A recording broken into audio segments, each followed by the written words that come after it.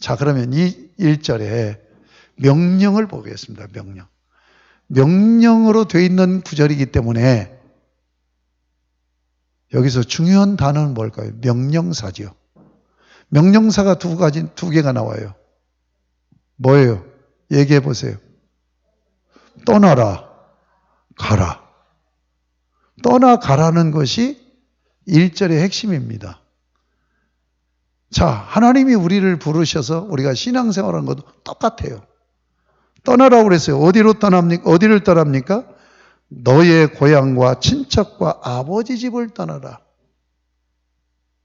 너 살던 네 집에서 떠나. 이렇게 간단하게 얘기할 수도 있잖아요. 떠나야 되는 것은 구체적이어야 된다는 거예요. 구체적이어야 돼요. 그러면 왜 떠나라고 할까요? 그 답이 여호수아서 24장 2절에 나와 있어요. 여호수아서 24장 2절에 뭐라고 되어 있는 줄 알아요? 여호수아가 마지막 임종 설교를 합니다. 그 설교하는 가운데 우리의 조상 데라가 누구예요? 아브라함의 아버지잖아요. 강 건너편에서 우상들을 섬겼고, 부모가 뭘 섬겼어요? 하나님 안 섬겼어요. 우상들을 섬겼어요. 여러분, 아브라함과 아브라함의 부모의 고향이 어디입니까? 갈대아 우르잖아요. 우르라는 왕국입니다. 도시국가예요. 여러분, 최초의 인류의 국가가 형성된 최초의 국가가 어디냐? 우르 국가 이전에 수메르라는 국가가 있었어요.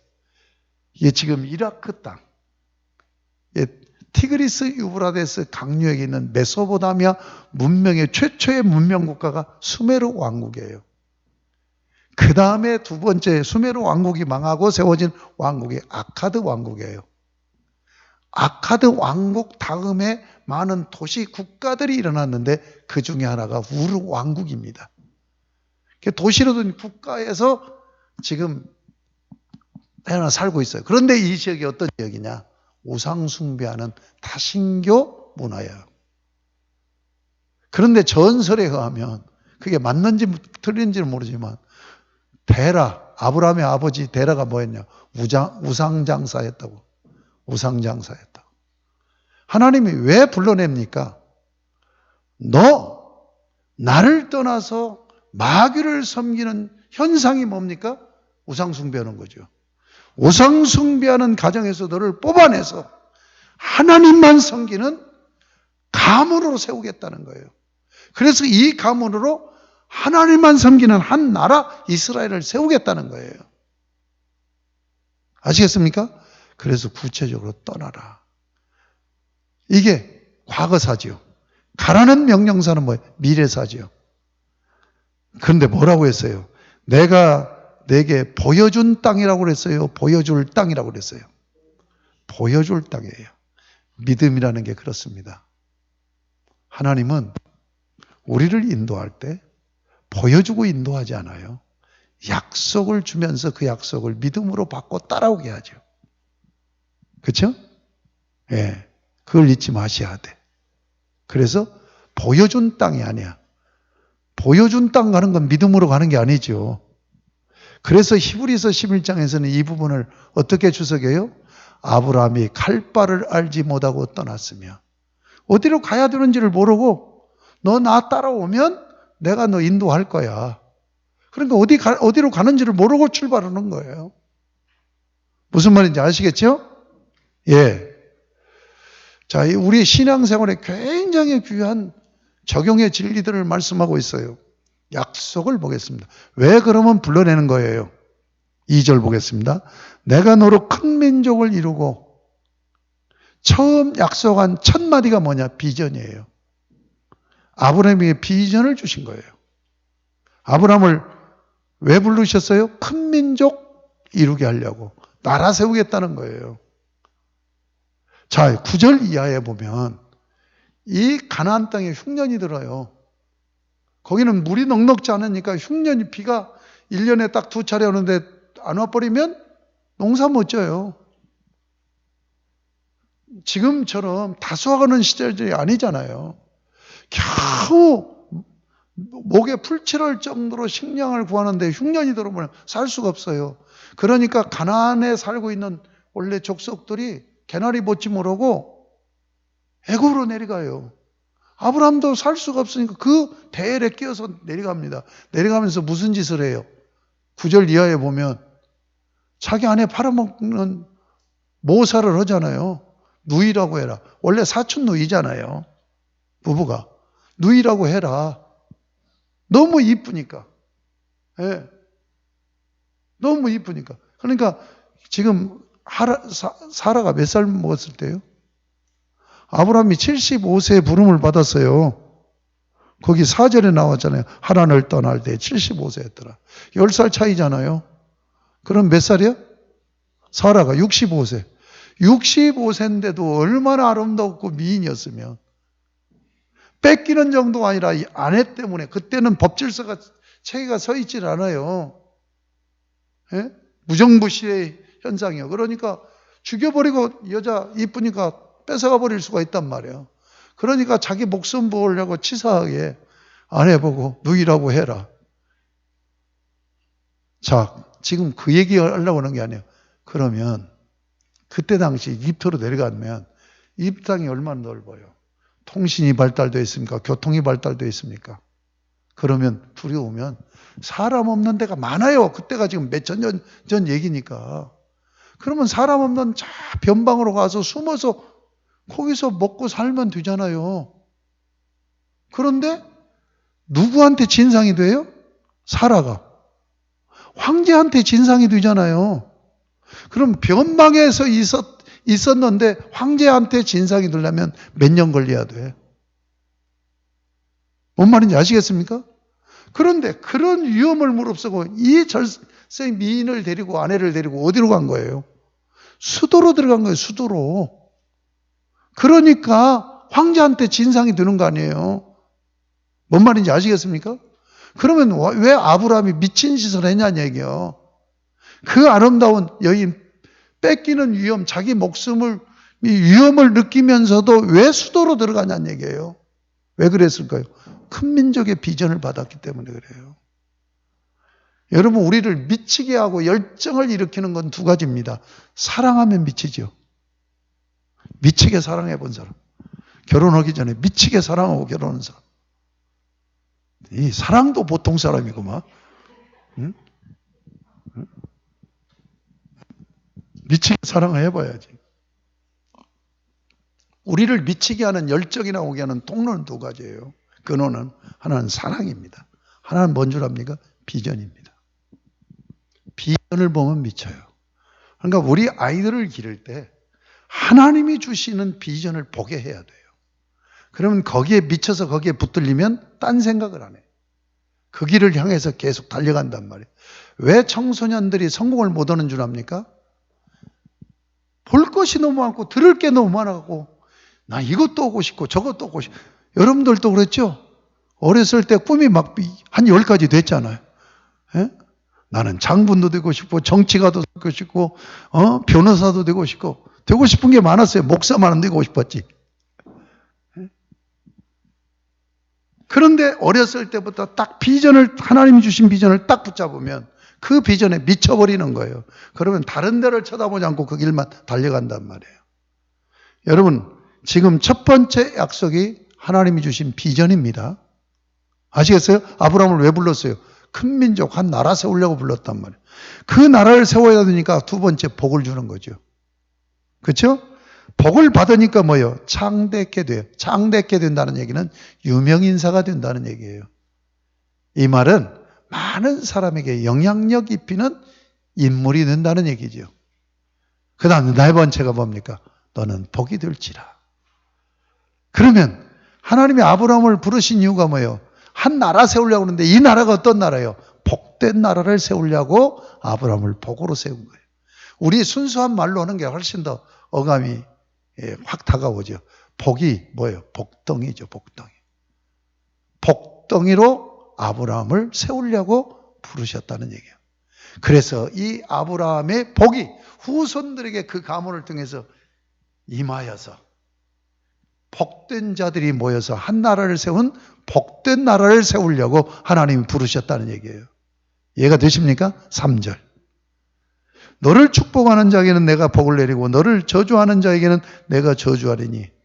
우리 아기들을 키우는 엄마들은 이 3절을 갖고 기도를 많이 하세요. 옛날에 그랬어요. 야, 배워서 남주냐? 너 잘 살으라고 그러지. 부모들이 그랬거든요. 안 그렇습니다. 왜 배우는 줄 압니까? 남주기 위해서 배우는 거예요. 영향력 있는 인생이 돼야 되죠. 그렇잖아요? 자, 보세요. 비전을 내가 가지고 있어요. 이 비전을 가지고 이 비전을 이루어 갈 때, 그 비전을 이루는데 혼자 이루는 게 아닙니다. 반드시 비전을 이루는데 동조할 동조 세력이 나와야 돼요. 여러분, 나라를 세우는데 혼자 어떻게 나라를 세워요? 그렇지 않습니까? 왕건이 나라를 세우려고 하니까 자기와 뜻을 갖추는 동조 세력을 규합하잖아요. 이성계가 나라 세우려고 하니까 자기와 뜻을 가진 사람들이 규합이 되잖아요. 사울 임금이 정치는 안 하고 자기 죽이려고 하니까 뭐예요? 다윗이 뜻을 가진 사람들을 모아갖고 규합해서 훈련에 들어가잖아요. 그렇죠? 내가 비전을 가지고 비전을 선포하면서 비전을 이루기 위해서 나아갈 때 두 세력이 등장합니다. 나를 도와서 그 뜻을 이루려고 하는 동조 세력이 나오고 그 뜻을 어떻게든지 못 이루게 방해하려고 하는 방해 세력이 나와요. 자, 요셉이 비전을 보고 꿈을 꿨어요. 그 꿈을 꾸니까 그 형제들이 그 꿈 때문에 그 비전 못 이루게 하려고 방해하는 세력으로 나타나 죽이려고 하잖아요. 그런데 아버지는 뭐예요? 요셉의 꿈 얘기를 마음에 담았어요. 무슨 얘기인지 아시겠죠? 여기 보면 너를 축복하는 자에게 축복하고 너를 저주하는 자에게 저주한다는 얘기는 무슨 얘기예요? 한 나라를 세우는 이 비전을 이루어갈 수 있도록 사람을 붙여주겠다는 얘기예요. 아시겠습니까? 여러분, 이 3절 이 기도가 이 말씀을 붙들고 여러분 자녀를 위해서 정말 기도 많이 해야 돼요. 여러분의 자녀가 성공하려면 어떤 게 해야 성공합니까? 내 자녀가 꿈꾸는 것을 같이 좋아하는 사람들이 모여서 도와주면 성공을 해요. 그런데 내 자녀가 실패하려면 어떻게 실패해요? 내 자녀가 꿈꾸는 걸 얘기할 때 그것을 못 하게 하려고는 방해 세력들이 많이 둘러싸이면 실패를 하는 거예요. 여러분, 이 3절 이 말씀이 얼마나 중요한지 아시겠죠? 자, 그러면 아브라함을 복으로 주어서 큰 나라를 세우려고 하는 의도가 뭡니까? 3절 끝에 있죠. 뭐라고 그랬어요? 땅의 모든 족속이 너로 말미암아 복을 얻을 것이니. 지금 뭐예요? 이게 지금 월드 비전이에요. 여기서 이제 미션, 선교가 나오는 거예요. 하나님은 아브라함을 택할 때 아브라함 한 사람이 아니야. 아브라함의 후손으로 한 나라를 세우는 거예요. 그런데 한 나라에만 관심 있는 게 아니야. 땅에 있는 모든 족속을 복을 받게 하려고 아브라함을 택해서 그의 후손으로 한 나라를 세우는 거예요. 그 나라가 이스라엘이란 말이에요. 아시겠습니까? 그러면 땅의 모든 족속이 복 받는 게 뭡니까?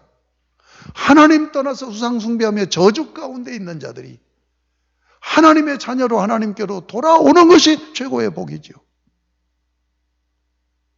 하나님을 섬기는 백성이 되고 하나님의 자녀로 돌아와야 이들이 복이 되어지고 하나님 나라가 이루어지지 않겠습니까? 이해가 되십니까? 여러분, 이 말씀은 아브라함에게만 주신 말씀이 아니에요. 믿음의 조상 아브라함에게 주신 말씀은 후손인 우리에게도 그대로 적용되는 말씀이라는 걸 잊지 마시기 바랍니다. 아멘? 자, 그러면 이제 이렇게 하나님 부르셔서 컬링하신 거예요. 소명이라고 얘기하죠. 한문으로 하면. 여기에 대해서 응답입니다. 여러분, 반응과 응답은 어떻게 차이 납니까? 여러분, 개념 이해를 잘 하고 잘 사용해야 돼요. 반응은 뭐예요? 기계론적인 표현입니다. 물리적인 표현이에요. 반응은. 그러면 응답은 뭡니까? 인격적인 표현이에요. 인격과 인격이 할 때, 누가 뭔 얘기할 때, 부모님이 얘기하는데 아들이 반응한다. 이건 바른 말이 아니에요.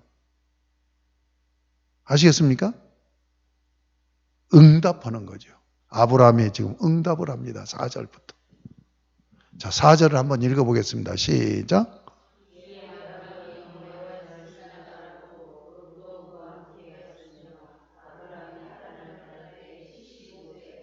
자, 그 부르심을 받고 이에 아브라함이 여호와의 말씀을 따라갔어요. 여호와의 말씀이라는 것은 이 부르심의 약속의 말씀을 붙들고 순종했다는 얘기죠. 그러면 부름을 받아서 응답하는 게 뭐예요? 이에 아브라함이 여호와의 말씀을 따라갔더라로 끝나야 되죠. 그런데 그렇게 끝나지 않죠. 롯도 그와 함께 갔으며 아브라함이 하란을 떠날 때 75세였더라. 왜 이 말이 부연되어 있어요? 조카 롯은 뭡니까? 부양가족이에요. 응? 부양가족을 데리고 떠나야 돼. 그리고 몇 세에 부름받았어요? 75세였더라는 얘기는 무슨 얘기예요? 쉽지 않았다는 얘기라는 거죠. 여러분, 결혼하기 전에는 결단하기 쉬워요. 그래서 청년들이 일 저지르면 무서운 거예요. 그러나 자식 낳아서 길러 75세 되면은요, 완전히 자기 삶이 기반이 잡힌 상태예요. 그런데 어디로 가야 될지도 몰라. 보장도 없어. 떠나기 쉬울까요? 어려울까요? 이 4절은 말씀이냐 상황이냐에서 선택하라는 거예요. 우리가 신앙생활하면서 상황을 쫓아가면 미끄러져 버리고 상황이 가로막고 있어도 하나님 말씀을 믿음으로 순종해 나가면 길이 열리고 영적으로 놀랍게 성장, 성숙, 복을 누리게 됩니다. 여러분, 이 말씀 앞에서 우리는 끊임없는 갈림길에 서 있는 거예요. 말씀이냐 상황이냐 결단을 해야 돼요. 그래서 신앙생활은 기도하면서 결단해 나가는 거예요. 이게 인격적인 자기결정입니다. 5절을 보겠습니다. 아브라함이 그 안에 사레와 조카 롯과 하란에서 모든 소유를 얻은 사람들을 이끌고 가나안 땅으로 가려고 떠나서 마침내 가나안 땅으로 들어갔더라. 이 5절이 뭐예요? 떠나가라는 이 말씀에 100% 순종한 걸 얘기한 거죠. 5절을 그냥 딱 줄여보면 떠나서 들어갔더라 그러죠. 그렇죠? 떠나서 들어갔더라. 떠나가라 하는데 100% 순종한 거야. 4절은 여호와의 말씀을 쫓아갖고 출발이야. 근데 5절은 뭡니까? 마침표죠. 그렇죠? 들어갔더라. 100% 순종한 거죠.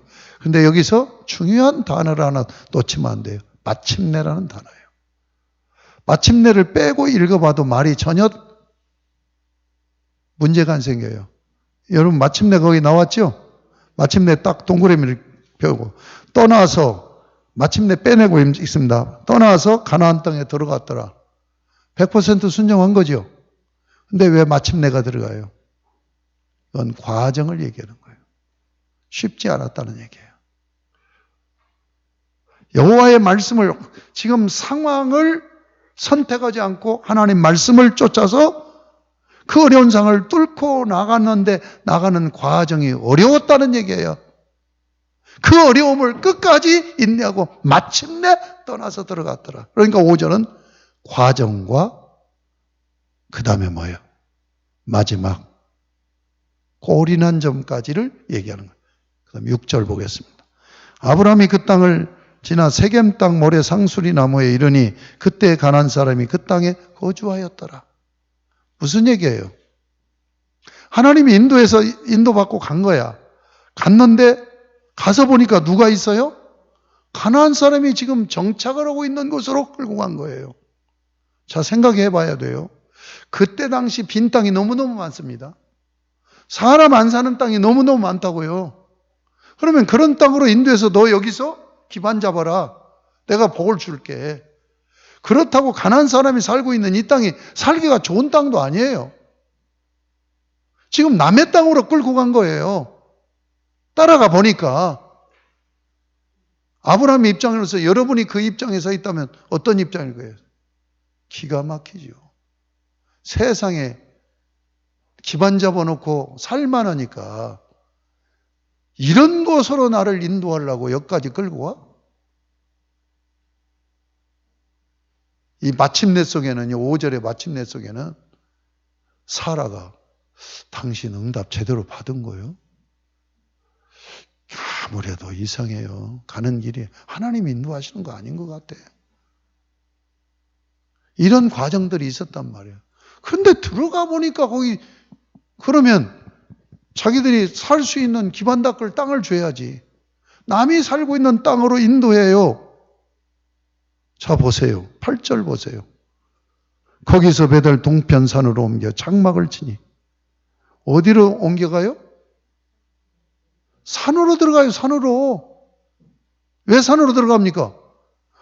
거기서 살고 있는 원주민들이 이 자식 이거 남의 땅에 허락도 없이 왜 들어와? 쫓아내버린 거예요. 쫓겨난 거예요. 그러니까 오갈 곳이 없으니까 여러분 그 당시에 지금 이 지역이 메마른 땅이에요. 그런데 산은 어떤 곳이에요? 물이 없는 곳 아닙니까? 여러분 인류 문명이 어디서 발생을 해요? 강이 있는 곳에서 발생하잖아요. 그런데 갈 곳이 없어서 산으로 들어간 거예요. 산으로. 얼마나 기가 막힌 상황이야. 그런데 7절에 뭐라고 말씀하는가 보세요. 여호와께서 아브라함에게 나타나 이르시되 내가 이 땅을 내 자손에게 주리라 하시니라. 누구에게 준다고요? 자손이 있어요, 없어요? 자식 없어요. 여러분 여기서만 이렇게 말씀해요. 다른 곳에서는 아브라함에게 뭐라고 말씀하는 줄 알아요? 내가 이 땅을 너와 내 자손에게 준다고 그러죠. 근데 여기서는 너에게가 없어요. 자식도 없는데 네 자손에게 준다는 거야. 여러분 이렇게 얘기 들었으면 어떻게 할 것 같아? 응? 아 고맙습니다. 그렇게 할 사람. 응? 이 양반이 지금 사람 염장 지르는 거예요? 세상에 이렇게 끌어다가 여기다 놓고는 오고 갈 곳이어서 산속으로 들어가게 만들어 놓고 나에게 준다는 게 아니라 자식도 없는데 내 자손에게 준다고? 응? 여기서 좀 저기 기질 있는 죽여. 차라리 죽여. 응? 응? 나 이렇게 잔인한 그 인간이라고 만들지. 잔인한 신은 처음 봤네. 그런데 어떻게 했어요? 7절 보면 자기에게 나타나신 여호와께 그가 그곳에서 제단을 쌓았다. 무슨 얘기예요? 아, 하나님이 자식까지 주신다고 약속해 주시는구나. 어떻게 받아들이냐는 게 중요해요. 그러니까 믿음으로 받으면 다 긍정이 돼요. 그렇지 않습니까? 우리 같으면 믿음이 없으니까 세상에 자식도 없는데 내가 갈 곳이 없는데 이런 곳으로 인도해 놓고 자식도 없는 자식에게 준다는 건 나를 놀리는 거 아닙니까?